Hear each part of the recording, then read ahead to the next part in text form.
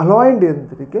రీసెంట్గా జగన్మోహన్ రెడ్డి గారు వైసీపీ కేంద్ర కార్యాలయంలో వినాయక చవితి సెలబ్రేషన్స్లో పాల్గొనడమే జరిగిందనమాట. అయితే దీని మీద చంద్రబాబు నాయుడు గారు కొన్ని విమర్శలు అయితే చేయడం జరిగింది. ముఖ్యంగా జగన్మోహన్ రెడ్డి గారిని ఉద్దేశిస్తూ గతంలో జరిగిన పరిణామాలపై, అలాగే జగన్మోహన్ రెడ్డి గారి పూజ మీద కూడా కొన్ని విమర్శలు అయితే చేశారు. ఆ విమర్శలు ఏంటంటే, గతంలో జగన్మోహన్ రెడ్డి గారు ఉన్నప్పుడు వినాయక చవితి మండపాలనే పెట్టుకోవాలి అంటే పర్మిషన్ ఇవ్వకపోయేటోళ్ళు, చాలా ఇబ్బంది పెట్టేటోళ్ళు.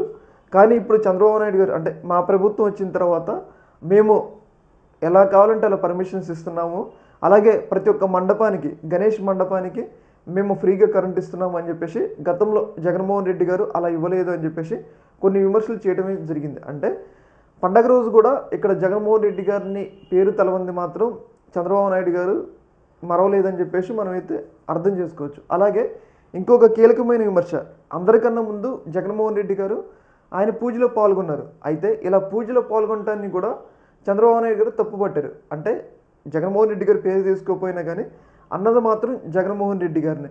కొంతమంది వంగి వంగి నమస్కారాలు చేస్తున్నారు, దొంగ నమస్కారాలు చేస్తున్నారు వినాయకుడికి.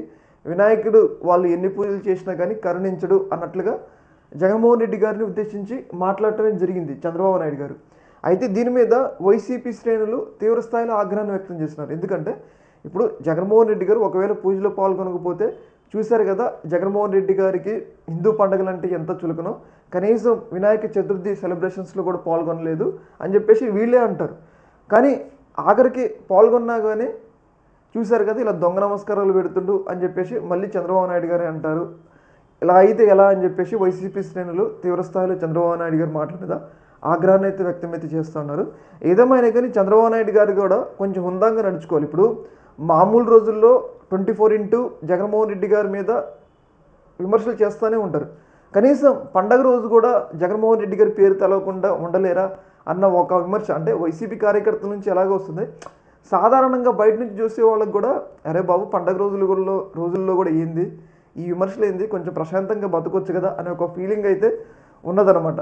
అంటే చంద్రబాబు నాయుడు గారు అంత పెద్ద వ్యక్తి అయినా కానీ, అంటే ఆయనకు అన్నీ తెలుసు, అయినా కానీ పండగ రోజు కూడా ఎందుకు జగన్మోహన్ రెడ్డి గారి పేరు తెలవటం అని అనుకోకుండా ఈరోజు కూడా జగన్మోహన్ రెడ్డి గారిని విమర్శించారు. దీని మీద తీవ్రస్థాయిలో వైసీపీ శ్రేణుల నుంచి ఆగ్రహాలు అయితే వ్యక్తమవుతున్నాయి అనమాట.